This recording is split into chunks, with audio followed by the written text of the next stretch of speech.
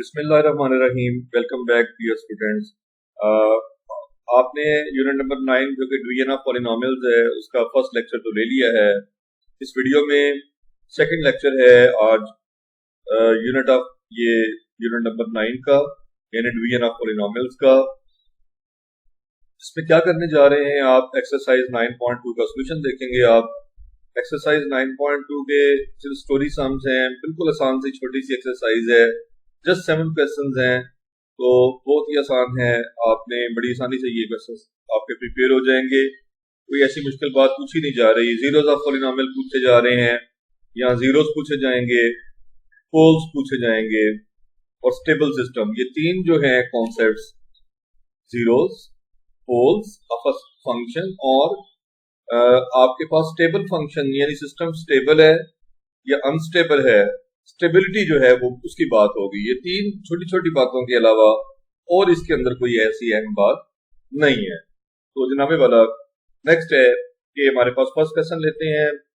Consider a data set at monthly sales figures a polynomial regression model p of x is x cube plus 2x square plus x minus 3 is fitted to this data if the observed sales in the fifth month क्या है 240 units हैं। ये observed हैं, ये observed actually होती हैं जो हमें मिलती हैं। कहते हैं फाइंड द परसेंटेज एरर। आपने परसेंटेज एरर बताना है। देखिए मैं आपको बताता हूँ। सबसे पहले तो ये याद रखें, ये जो आपने पॉलिनोमियल्स का चैप्टर पढ़ा है, तो ये क्या स्टोरी सम्स में ये एक पॉलिनोमियल लिख दी है उसने और एक मॉडल लिख दिया है उसने, रिग्रेशन मॉडल उसे कह रहा है, पॉलिनोमियल रिग्रेशन मॉडल। ये पॉलिनोमियल रिग्रेशन मॉडल सेल्स का है। असल में देखें, मिसाल के तौर पे एक शॉपकीपर है, वो अपनी सेल्स का अंदाजा लगाता है, उसके पास रजिस्टर होता है, रोजाना की सेल्स को वो रजिस्टर में लिख रहा होता है, रजिस्टर मेंटेन कर रहा होता है। अब मिसाल के तौर पे वो जो डे 1 था उसका, जब उसने शॉप शुरू की थी तो उसकी सेल जो हुई थी, कितने नंबर ऑफ आइटम सेल हुए थे, उसने कहा जी कि हमारे पास जो है वो लेट्स सपोज के 5 आइटम उसके जो भी रखे हुए हैं उसने आइटम वो सेल हो गए थे। सेकेंड डे 6 हो गए, थर्ड डे कुछ कम हो गए, 4 हो गए। अच्छा, इसके अगेंस्ट ना वो क्या करता है कि जब उसके पास सारे एक्स, ये समझे एक्स है, ये वाई है, आपके पास ये सारी एक्स की वैल्यूज हैं इधर वाली नंबर ऑफ यूनिट्स वाली, और ये इसके अगेंस्ट जो है वो ये इसकी sale number of sale items हैं एक तरफ आपके। अब जरा देखें तो क्या होता है कि प्लॉट कर लेता है वो इसके ऊपर ग्राफ के। जब 1 पे जनाब 5 आ रहा है तो आपने इधर 1 लिया, इधर से 1 2 3 4 5 लिया, तो 1 5 यहाँ एक पॉइंट बन गया। फिर इस तरह से आपके पास एक ग्राफ बन जाएगा। 2 पे आपके पास 6 है तो 2 पे 6 बन गया। कभी वो ग्राफ नीचे की तरफ आएगा, कभी थोड़ा ऊपर की तरफ आएगा, यूं ये ग्राफ बन जाएगा। ग्राफ बनेगा तो ये ग्राफ जो है पॉलिनोमियल को रिप्रेजेंट करते हैं। आपके पास ये पॉलिनोमियल आ जाएगी, लेकिन ये एक प्रिडिक्शन होती है बेटे, कोई पता नहीं होता। लॉकडाउन हो जाए, लॉकडाउन हो जाएगा तो क्या होगा, हो सकता है नंबर ऑफ आइटम्स जो हैं वो 0 पे आ जाए, सेल ही ना हो, ठीक है। या फिर ये कि गवर्नमेंट जो है वो रात ऑर्डर जारी कर दे कि रात दुकानें जल्दी बंद हो जाएंगी। जब आपको जारी बात है वो स्पैन कम मिलेगा टाइम का, तो उससे भी सेल मुतासर होती है। तो ये जस्ट ये कर्व जो बनाई है मैंने, इस तरह से कोई कर्व आ रही है, ये एक जस्ट मॉडल है और इसी मॉडल का नाम पॉलिनोमियल है। सबसे पहले तो ये बात याद रखें। अब जब इस मॉडल से कोई वैल्यू ली जाएगी तो उसे प्रिडिक्टेड वैल्यू कहेंगे। जब इस मॉडल से, चूंकि वो प्रिडिक्शन है, आप कह रहे हैं हो सकता है ये ग्राफ इसी तरह आगे कंटिन्यू हो, ये तो चंद वैल्यूज के ऊपर बेस हो रहा होता है। ये जब ग्राफ बनता है ना बेटा, लिहाजा इसे प्रिडिक्टेड वैल्यूज यहाँ से जनरेट होती हैं। जब भी आप ग्राफ से कोई वैल्यू लेते हैं उससे प्रिडिक्टेड वैल्यू कहते हैं। पहली बात ये याद रखें। खैर आए जरा बात करते हैं पॉलिनोमियल को। अपने सोल्यूशन में सबसे पहले स्टार्ट ही पॉलिनोमियल से किया, तो पॉलिनोमियल जो गिवन थी आपने पॉलिनोमियल लिख दी।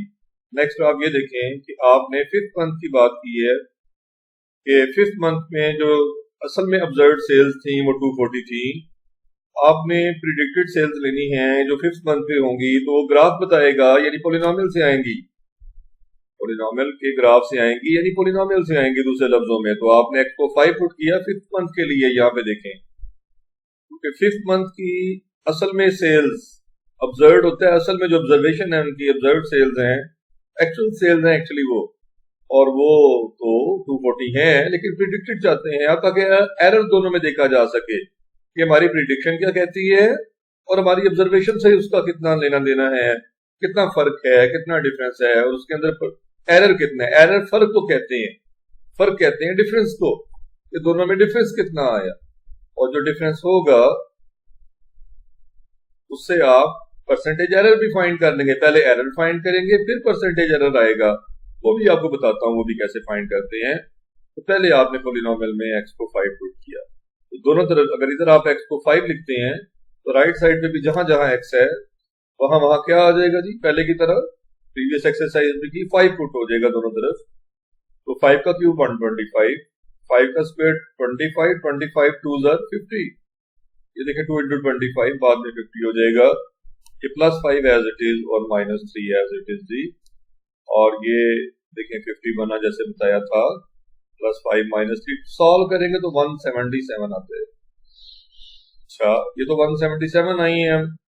ये प्रिडिक्टेड सेल्स हैं, याद रखिएगा। मैंने इसीलिए लिखा कि ये जो मिला है आपको, यहां से जो मिला है, क्या मिला है आपको, दिस इंप्लाइज का मतलब है क्या मिला आपको, प्रिडिक्टेड सेल्स मिली। किसमें मिली, 5th मंथ की, जो कि आपने 5 पुट किया हुआ है, यहाँ एक्स नंबर ऑफ मंथ्स है। तो जैसे नेक्स्ट है जी के आपके पास यहाँ पे फिफ्थ, लेकिन आपने तो कहा कि ऑब्जर्व्ड सेल्स जो थी 5th मंथ की वो 240 यूनिट्स थी, ये कैसे की स्टेटमेंट में लिखा हुआ है। तो फिर एरर क्या है, फर्क कितना है, तो फर्क आएगा observed sales minus predicted sales. याद रखिएगा पहले ऑब्जर्व लिखना है क्योंकि वो एक्चुअल है, और एक्चुअल से हमेशा माइनस करते हैं। तो क्या है आपके पास ऑब्जर्व्ड सेल्स, ऑब्जर्व्ड सेल्स आपकी थी कितनी 240, और प्रिडिक्टेड अभी अभी आपने फाइंड की है 177। तो 177 माइनस कर देंगे 63 आएगा, दोनों का डिफरेंस लिया है, 240 से 177 माइनस किया है। ये तो एरर है और आप परसेंटेज एरर चाहते हैं, और परसेंटेज एरर ऐसे आएगा कि एरर डिवाइडेड बाय टोटल यानी एक्चुअल सेल्स यानी ऑब्जर्व्ड सेल्स मल्टीप्लाइड बाय 100%। ये फार्मूला याद कर लीजिए। एरर कितना आया 63, एरर की जगह 63 पुट किया आपने। एक्चुअल सेल्स कितनी थी यानी ऑब्जर्व्ड सेल्स कितनी थी 240 की नीचे आ जाएगी, और मल्टीप्लाइड बाय 100%, तो आपके पास आ जाएगा 26.25%। याद रखिएगा, ये इसका रिजल्ट हो गया जी।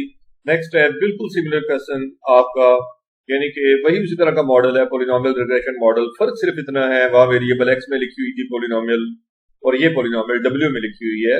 यहाँ डब्ल्यू नंबर ऑफ वीक्स को जाहिर कर रहा है, और डी डिमांड है, कैपिटल डी डिमांड है, डिमांड पर वीक्स है। D W represents the predicted demand in units, और डब्ल्यू जो है वो नंबर ऑफ वीक नंबर है, यानी नंबर ऑफ वीक्स है।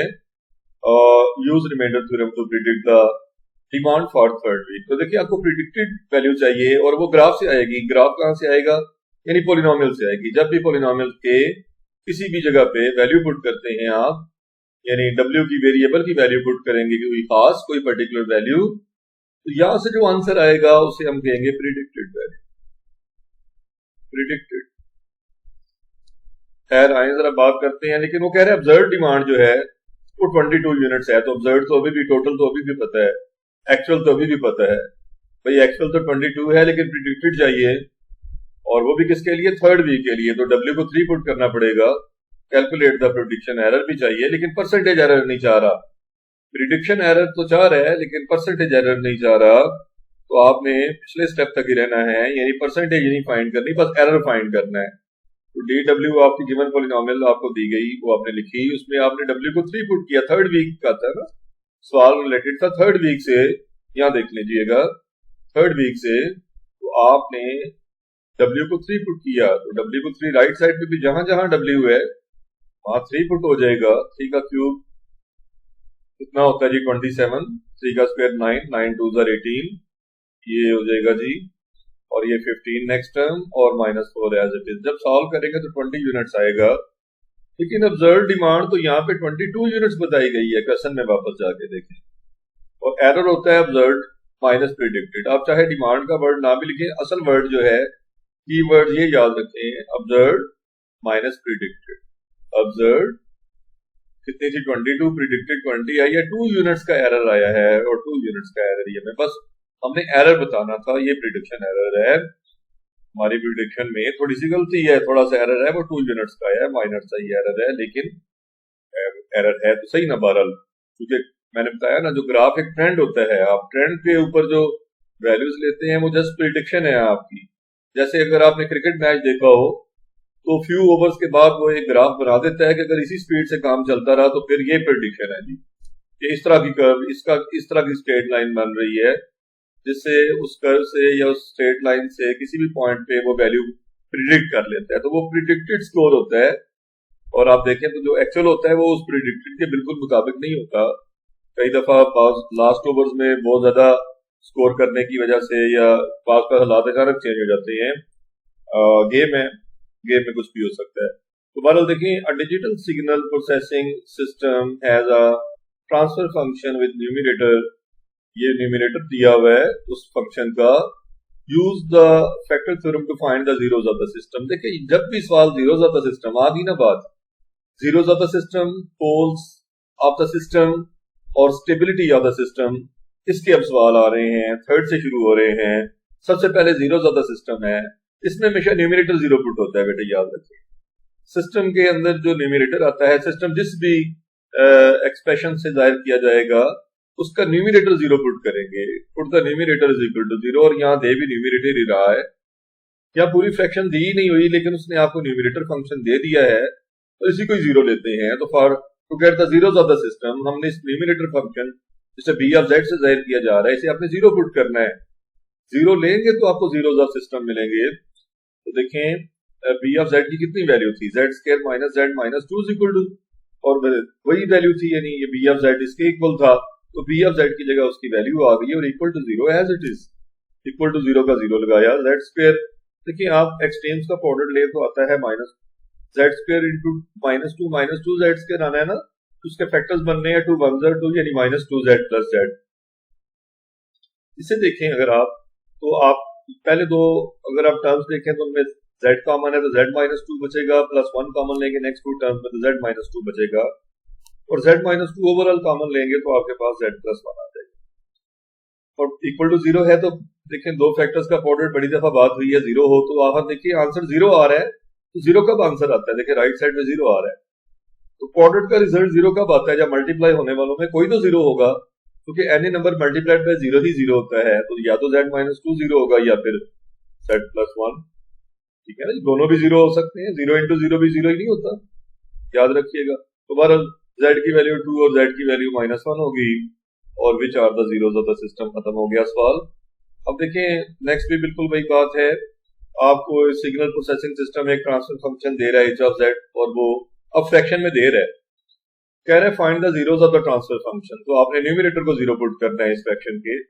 पहले मैंने आपका वही सिस्टम लिखा, वैसे तो पूरा सिस्टम भी जीरो करे तो न्यूमरेटर ही जीरो जाना है, आप यहाँ डायरेक्ट भी लिख सकते हैं, क्योंकि आपको जीरोस ऑफ द सिस्टम चाहिए तो आप बजाय पूरे h ऑफ z को जीरो लें, फिर भी न्यूमरेटर ही जीरो होता है। मैंने देखे, मैं पहले ये देख ही लें कि आप अपने फंक्शन को जीरो लें तो जीरो ऑफ सिस्टम मिलता है, देखें कैसे, ये आपकी पूरी फ्रैक्शन है, इसमें इस फ्रैक्शन को जीरो लेने से देखें तो डिनोमिनेटर किससे मल्टीप्लाई हो जाएगा, जीरो से, ठीक है ना। जब आप एक फ्रैक्शन को जीरो लेते हैं तो नीचे वाला जाके मल्टीप्लाई होता है राइट साइड पे, जब ये हिस्सा राइट साइड पे मल्टीप्लाई तो वहां पे जीरो लिखा हुआ है, जीरो हो जाएगा, तो असल में न्यूमरेटर ही जीरो हो रहा है। तो यही बात आप स्टार्ट से डायरेक्ट भी कर सकते हैं कि to get the zeros of the system के बाद जो पुटिंग लिखा हुआ है इस जगह पे आप डायरेक्ट ये लिख दें कि putting Z square minus two Z plus three Z plus two equal to zero, ये जो न्यूमरेटर है इसको जीरो लेते हैं for the zero the system के लिए, और आप इसको जनाब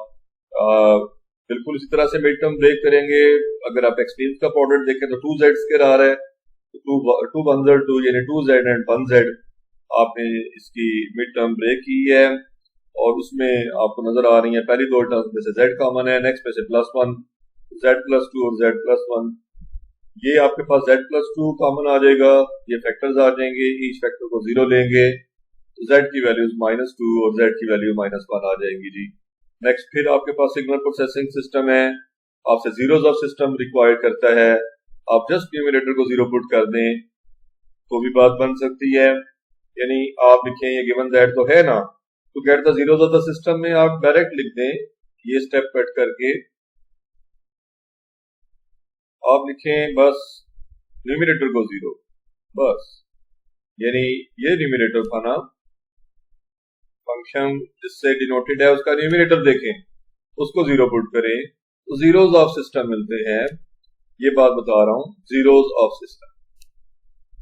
पूरा सॉल्व कर लें, पूरा फंक्शन 0 करते हैं, तब भी वही बात बनती है, वैसे बता रहा हूं। लेकिन डायरेक्ट करने किया जा सकता है। और अगर आपसे पोल्स ऑफ सिस्टम चाहता तो फिर आप ये जो डिनोमिनेटर देख रहे हैं इसको 0 करते हैं, याद रखें। नीचे वाला हिस्सा 0 कर दिया जाता है, यानी z क्यूब अगर पोल्स मांगता मिसाल के तौर पे तो z क्यूब प्लस 1 को 0 पुट किया जाता है यहाँ पे। बहरहाल आपने न्यूमरेटर को 0 करना है। मैंने इस डेसिमल फ्रैक्शन को कॉमन में चेंज कर दिया है।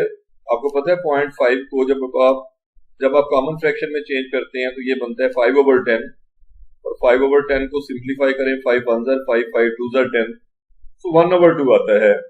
ये बाद में देखें तो 5/10 को 1/2 लिखा नजर आएगा, और वही 0.5 नेक्स्ट है तो वो भी 5/10, वो भी 1/2 बना, और 2 से मल्टीप्लाई कर दिया ताकि फ्रैक्शंस क्लियर हों। देखिए सब फ्रैक्शंस में, या देखिए यहाँ पे रिपीटेडली 1/2 आ रहा है, तो नीचे 2 आ रहा है, तो 2 से मल्टीप्लाई करेंगे तो ये पूरी फ्रैक्शन क्लियर हो जाएगी। लिहाजा आपने दोनों तरफ 2 से मल्टीप्लाई किया हुआ है इक्वेशन की बोथ साइड्स को, तो 2z² यहाँ आ जाएगा, यहाँ 2 कैंसिल होगा, अगली टर्म में भी इन जगहों पे 2 कैंसिल हो जाएगा, तो आएगा -z - 1 = 0। 2z² 1 2z² और 2 1 2 होता है। लिहाजा आपके पास यहाँ भी मिड टर्म ब्रेक हो रही है, और मिड टर्म जैसे ब्रेक करेंगे आपके पास z की वैल्यूज आ जाएंगी, और वो वैल्यूज आई हैं 1 और -1/2, और -1/2 यानी -0.5। तो देखें ये आए हैं zeros of the system. Next क्या है जी? नेक्स्ट है a signal processing system as transfer function with denominator. Transfer function with denominator, गौर कीजिएगा, न्यूमरेटर नहीं उसने बताया हुआ, डिनोमिनेटर फंक्शन दिया है। Use factor theorem, find the poles of the system and determine if the system is stable. देखिए अब पोल्स चाहता है, इसीलिए उसने आपको न्यूमरेटर दिया ही नहीं, सीधा सीधा डिनोमिनेटर दे दिया है।